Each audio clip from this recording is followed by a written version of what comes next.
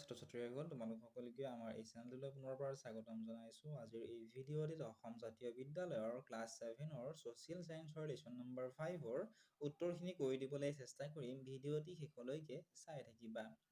1 নম্বৰত দিছিল উত্তৰ লিখা। ক number, British East India company কোন চনত গঠন হৈছিল? উত্তৰটো লিখিবা যে 1600 খ্ৰীষ্টাব্দত ব্ৰিটিছ ইষ্ট ইণ্ডিয়া কোম্পানী গঠন হৈছিল। খ নম্বৰ প্ৰশ্ন, ভাস্কো দা গামা কোন আছিল? উত্তৰটো লিখিবা যে ভাস্কো দা গামা এজন পৰ্তুগীজ নাবিক আছিল। গ নম্বৰ প্ৰশ্ন, ফৰাচী ইষ্ট ইণ্ডিয়া কোম্পানী কোন চনত গঠন হৈছিল? উত্তৰটো লিখিবা যে ফৰাচী ইষ্ট ইণ্ডিয়া কোম্পানী 1664 খ্ৰীষ্টাব্দত গঠন হৈছিল। ঘ নম্বৰ, জ্যাক কলবাৰ্ট কোন আছিল? উত্তৰটো লিখিবা জ্যাক কলবাৰ্ট চতুৰ্দশ লুইৰ বিত্তমন্ত্ৰী আছিলে। ঙ নম্বৰ প্ৰশ্ন, ওলন্দাজসকলে ভাৰতৰ কোন ঠাইত প্ৰথমে বাণিজ্য পুথি পাতিছিল? লিখিবা যে ওলন্দাজসকলে ভাৰতৰ মছলিপট্টমত প্ৰথমে বাণিজ্য পুথি পাতিছিল। 2 নম্বৰত চমু উত্তৰ লিখিব দিছিল। ক নম্বৰ প্ৰশ্নটো আছিল বাৰ্থলমিউ ডিয়াজ কোন আৰু তেওঁ কি আৱিষ্কাৰ কৰিছিল? উত্তৰটো লিখিবা যে বাৰ্থলমিউ ডিয়াজ এজন পৰ্তুগীজ নাবিক আছিল। 1487 খ্ৰীষ্টাব্দত তেওঁ আফ্ৰিকাৰ দক্ষিণ সীমাৰ উত্তৰ মহাসাগৰৰ কাষেৰে ভাৰতলৈ এটা নতুন জলপথৰ আৱিষ্কাৰ কৰিছিল।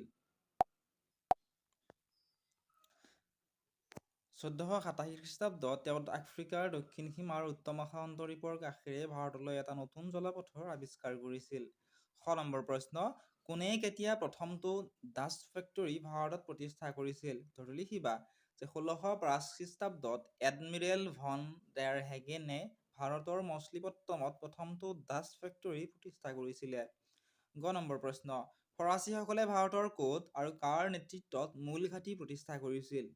এই প্ৰশ্নৰ উত্তৰটো মই তোমালোকক কৰি দিয়া নাই, তোমালোকে কমেণ্ট ছেকশ্যনত জনাবা। লগতে তোমালোকৰ যদি আন কোনো নজনা প্ৰশ্ন থাকে কমেণ্ট ছেকশ্যনত সুধিবা, মই উত্তৰটো কমেণ্ট ছেকশ্যনতে দি দিম। ঘ নম্বৰ প্ৰশ্ন আছিল দোস্ত আলী কোন আছিল? দোস্ত আলী কৰ্ণাটকৰ নবাব আছিলে।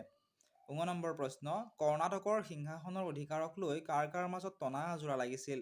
লিখিবা যে কৰ্ণাটকৰ সিংহাসনৰ অধিকাৰক লৈ চান্দ চাহিব আৰু মহম্মদ আলীৰ মাজত টনা আজোৰা লাগিছিল। 3 নম্বৰৰ ক নম্বৰ প্ৰশ্নটো আছিল যে ভাৰতত পৰ্তুগীজসকল কিয় ব্যৰ্থ হৈছিল? লিখিবা এনেধৰণে যে সপ্তদশ শতিকাৰ মাজভাগৰ পৰা পৰ্তুগীজৰ ভাৰতীয় উপনীত গৰা খহনীয়া আৰম্ভ হৈছিল। ওলন্দাজ আৰু ইংৰাজৰ লগত হোৱা বাণিজ্যিক আৰু সামৰিক প্ৰতিদ্বন্দ্বিতাত পৰ্তুগীজসকল বিধ্বস্ত হৈছিল। অৱশেষত মোগল সম্ৰাট শ্বাহজাহানে হুগলীৰ পৰা পৰ্তুগীজ শক্তিক বিতাড়িত কৰি পৰ্তুগীজক ভাৰত ত্যাগ কৰিবলৈ বাধ্য কৰিছিল। আল বুকাৰ্কৰ পিছত পৰ্তুগীজসকলৰ দুৰ্নীতিপৰায়ণতা, অনুশাসনহীনতা, ধৰ্মান্ধতা, নিশৃংখতা, প্ৰতিশোধপূৰ্ণ বাণিজ্যিক আচৰণ, সুশৃংখল প্ৰশাসনৰ অভাৱ, অন্য ইউৰোপীয় বাণিজ্য গোষ্ঠীৰ লগত হোৱা অনাহক প্ৰতিদ্বন্দ্বিতাই পৰ্তুগীজ শক্তিক ভাৰতৰ পৰা আঁতৰি যাবলৈ বাধ্য কৰিছিল। খ নম্বৰ প্ৰশ্ন, ওলন্দাজসকলে ভাৰতত কেনেকৈ বাণিজ্যৰ প্ৰসাৰ ঘটাইছিল? লিখা এনেধৰণে লিখিবা যে ওলন্দাজ বা ডাচসকলে 1602 খ্ৰীষ্টাব্দত United Dutch east India company গঠন কৰি সবল আৰু সফলভাৱে পৰ্তুগীজৰ একচেটিয়া বাণিজ্যক প্ৰত্যাহ্বান জনাইছিল। 1605 খ্ৰীষ্টাব্দত এডমিৰেল ভন ডেৰ হেগেনে ভাৰতৰ মছলিপট্টমত প্ৰথমটো ডাচ ফেক্টৰী প্ৰতিষ্ঠা কৰিছিল। ৰেচমী সূতা, নীল, যখাৰ, কপাহী কাপোৰ, চাউল, কানি ইত্যাদিৰ ব্যৱসায়েৰে ডাচসকল প্ৰচুৰ লাভৱান হৈছিল। নাগপট্টনম আৰু চচুৰা আছিল ডাচৰ প্ৰধান ঘাটি। গোটেই সপ্তদশ শতিকাটো প্ৰাচ্যৰ মছলাৰ বজাৰখন নিয়ন্ত্ৰণ কৰি ওলন্দাজসকল প্ৰচুৰ পৰিমাণে লাভৱান হৈছিল।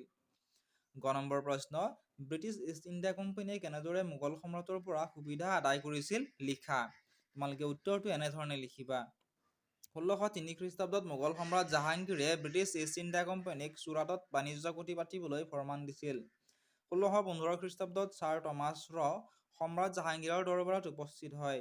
সম্ৰাটে ইংৰাজক ভাৰতৰ বিভিন্ন স্থানত বেপাৰৰ অনুমতি দিয়ে। 1717 খ্ৰীষ্টাব্দত ইংৰাজসকলে সমগ্ৰ ভাৰততে বছৰি 3000 টকাৰ বিনিময়ত বিনা শুল্কে অবাধ ব্যৱসায় কৰাৰ অধিকাৰ মোগল সম্ৰাটৰ পৰা লাভ কৰিছিল। 4 নম্বৰ প্ৰশ্ন আছিল যে ইউৰোপীয় বণিকসকল ভাৰতলৈ কিয় বেপাৰ কৰিবলৈ আহিছিল? লিখা বণিকসকল মানে হৈছে বেপাৰীসকল। এনেধৰণে লিখিবা যে বহুকালৰ আগৰ পৰাই পাশ্চাত্য দেশবোৰৰ লগত ভাৰতৰ বাণিজ্যিক সম্পৰ্ক আছিল। প্ৰাচীন কালৰে পৰা পাশ্চাত্য দেশবোৰত ভাৰতৰ পণ্য সামগ্ৰীৰ প্ৰচুৰ চাহিদা আছিল। খ্ৰীষ্টীয় সপ্তম শতিকাত ভাৰতীয় সাগৰীয় বাণিজ্য আৰবৰ নিয়ন্ত্ৰণলৈ যোৱা স্বত্বেও পাশ্চাত্য দেশবোৰত ভাৰতীয় সামগ্ৰীৰ গুৰুত্ব কমা নাছিল। পাশ্চাত্যত ভাৰতীয় ৰেচমৰ চাহিদা আৰু শীতপ্ৰধান ইউৰোপীয় জলবায়ুৰ খাদ্যত ভাৰতীয় মছলাৰ গুৰুত্বৰ বাবে পাশ্চাত্যৰ বেপাৰীয়ে আৰবৰ পৰা ভাৰতীয় ৰেচম, মণিমুক্তা আৰু মছলাখিনি ইউৰোপত বিক্ৰী কৰি প্ৰচুৰ অৰ্থ উপাৰ্জন কৰিছিল। পঞ্চদশ শতিকাৰ শেষৰ ফালে ইউৰোপত নৱজাগৰণে বহুতো পৰিৱৰ্তন আনিছিল। বাণিজ্যিক দিশত ইউৰোপীয় দেশসমূহ শক্তিশালী আছিল। ভাৰতত ইউৰোপীয় দেশসমূহে বাণিজ্যৰ প্ৰসাৰ কৰি বিপুল অৰ্থ ঘটিছিল, অৰ্থাৎ টকা পইচা। শেষত ইংলেণ্ডেও ভাৰতত বাণিজ্য কৰিবলৈ মন মেলিছিল আৰু 1608 খ্ৰীষ্টাব্দত ভাৰতত ব্ৰিটিছ ইষ্ট ইণ্ডিয়া কোম্পানীয়ে বাণিজ্য পুথি নিৰ্মাণত উদ্যোগী হয়। 5 নম্বৰ প্ৰশ্ন আছিল যে নৱজাগৰণে ইউৰোপীয়সকলক কেনেদৰে সহায় কৰিছিল আলোচনা কৰা।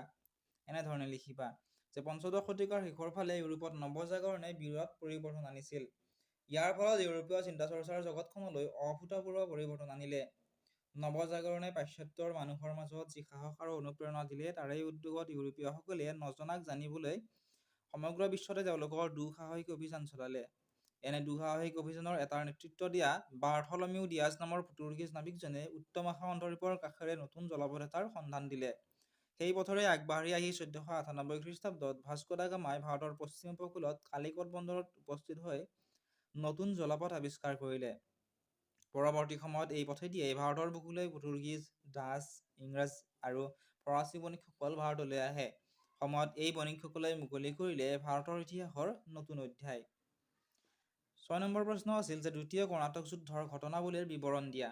এনেধৰণে লিখিবা যে ডুপ্লে আছিল দূৰদৰ্শী ৰাজনীতিজ্ঞ। তেওঁ ভাৰতত ফৰাচী সাম্ৰাজ্য স্থাপনৰ সম্ভাৱনাক বাস্তৱ ৰূপ দিবলৈ চেষ্টা কৰাৰ ফলস্বৰূপে দ্বিতীয় কৰ্ণাটকৰ যুদ্ধ সংঘটিত হৈছিল। ফৰাচী স্বাৰ্থ ঘূৰাবলৈ তেওঁ কৰ্ণাটকত চান্দ চাহিব আৰু হায়দৰাবাদৰ সিংহাসনৰ ক্ষেত্ৰত মুজাফৰ জঙক সহায় কৰিবলৈ গাত লৈ দুয়োজনৰ লগত গোপনে চুক্তি সম্পাদন কৰিছিল। 1749 খ্ৰীষ্টাব্দত চান্দ চাহিব, মুজাফৰ জং আৰু ফৰাচী সৈন্যৰ সন্মিলিত বাহিনীয়ে কৰ্ণাটকৰ নবাব আনোৱাৰ উদ্দিনক আক্ৰমণ কৰি হত্যা কৰে যদিও পুতেক মহম্মদ আলীয়ে আত্মগোপন কৰে। পাছত চান্দ চাহিব কৰ্ণাটকৰ ৰজা হয় আৰু কৃতজ্ঞতাৰ চিনস্বৰূপে ডুপ্লেক পণ্ডিচেৰীৰ কাষৰ 80খন গাঁও দান দিয়ে। ফলত কৰ্ণাটকত ফৰাচীসকল গজগজীয়া হৈ পৰিল। ইফালে ফৰাচী সৈন্যৰ সহায়ত নাছিৰ জঙক পৰাস্ত কৰি 1750 চনত মুজাফৰ জং হায়দৰাবাদৰ নিজাম হয়। নাছিৰ জং পলাই ব্ৰিটিছৰ শৰণাপন্ন হয়। মুজাফৰ জঙে নিজাম হৈ ফৰাচীসকলক ডিঙি, মছলিপট্টনম আদি অঞ্চল দিয়াৰ উপৰি প্ৰভূত অৰ্থ আৰু ডুপ্লেক ব্যক্তিগতভাৱে এখন জাগিৰ প্ৰদান কৰে। ফৰাচীসকলৰ এনে উত্থান দেখি ইংৰাজসকল শংকিত হৈ হায়দৰাবাদত নাছিৰ জং আৰু কৰ্ণাটকত মহম্মদ আলীক সহায় কৰিলে। ফলত নিজ দেশৰ পৰা অনুমতি পোৱাৰ আগতেই দুয়োটা কোম্পানীৰ ভাৰতত যুদ্ধ লাগিল। ডুপ্লেৰ কাৰ্যকলাপত ফ্ৰান্সৰ গৃহ কৰ্তৃপক্ষ অসন্তুষ্ট হৈ গডেহু নামৰ নতুন গভৰ্ণৰ নিযুক্ত কৰে। গডেহুৱে দায়িত্বভাৰ লৈ ইংৰাজৰ লগত সন্ধি কৰিলে। সন্ধিৰ চৰ্তমতে উভয় পক্ষই ভাৰতৰ ৰাজন্যবৰ্গৰ ভিতৰুৱা বিবাদত জড়িত নহবলৈ মান্তি হ'ল আৰু উত্তৰ চৰকাৰ অঞ্চলত ইংৰাজসকলে এখন নগৰ লাভ কৰে। এনেদৰে কৰ্ণাটকৰ দ্বিতীয় যুদ্ধৰো অন্ত পৰে। 7 নম্বৰ প্ৰশ্ন আছিল যে ইংৰাজ-ফৰাচী বিবাদত ইংৰাজৰ সফলতাৰ কাৰণবোৰ আলোচনা কৰা। অৰ্থাৎ ইংৰাজ আৰু ফৰাচীসকলৰ মাজত যি বিবাদ সংঘটিত হৈছিল সেই বিবাদৰ পিছতো ইংৰাজসকলে সফলতা লাভ কৰিছিল, ইয়াৰে অন্তৰ্নিহিত কাৰণবোৰ আলোচনা কৰিবলৈ কৈছে। এনেধৰণে লিখিবা যে ইংৰাজ-ফৰাচী বিবাদত ইংৰাজৰ সফলতাৰ কাৰণবোৰ হ'ল সাংগঠনিক দিশৰ পৰা ব্ৰিটিছসকল ফৰাচীসকলতকৈ বহুত সুদৃঢ় আৰু শক্তিশালী আছিল। ব্ৰিটিছ ইষ্ট ইণ্ডিয়া কোম্পানী আছিল ৰাজহুৱা বেচৰকাৰী প্ৰতিষ্ঠান। নিজৰ বাণিজ্য বহলোৱা আৰু ব্যক্তিগত প্ৰচুৰ লাভ হোৱাৰ বাবে ব্ৰিটিছ বণিকে পৰম উৎসাহেৰে বেপাৰ কৰি কোম্পানীক শক্তিশালী কৰি তুলিছিল। ব্ৰিটিছ কোম্পানীয়ে সকলো সময়তে ব্যৱসায়িক স্বাৰ্থক আগস্থান দিছিল। ব্ৰিটিছসকলে সহজেই সামৰিক শক্তি লাভ কৰিছিল। ইংৰাজ কৰ্মচাৰীৰ একাগ্ৰতা, সংঘবদ্ধ দলীয় প্ৰচেষ্টা, দেশৰ উন্নতিৰ প্ৰতি শ্ৰদ্ধা ইত্যাদিয়ে তেওঁলোকক শ্ৰেষ্ঠ আৰু অদমনীয় কৰি তুলিছিল। ব্ৰিটিছসকলৰ বংগ, চেন্নাই আৰু মুম্বাই এই তিনিওটা ঠাইত শক্তিশালী সামৰিক দুৰ্গ আছিল, সেয়েহে প্ৰয়োজনত সহজেই সামৰিক সাহায্য লাভ কৰিছিল। ইংৰাজসকলৰ বহুতো শক্তিশালী নৌ-বাহিনী আছিল বাবে সাগৰৰ ওপৰত তেওঁলোকৰ কৰ্তৃত্ব আছিল। এইখিনি আছিল আজিৰ এই ভিডিঅ'টিত। যদি ভিডিঅ'টো চাই ভাল পাইছা বা উপকৃত হৈছোঁ বুলি ভাবা, ভিডিঅ'টি লাইক কৰি দিয়াৰ লগতে চেনেলটো ছাবস্ক্ৰাইব কৰি দিবলৈ নাপাহৰিবা। আৰু ইয়াৰ ৰিলেটেড যদি কিবা কুৱেশ্যন আছে কমেণ্ট ছেকশ্যনত সুধিবা, লগতে তোমাৰ বন্ধু বান্ধৱীসকলৰ লগত শ্বেয়াৰ কৰি দিবা।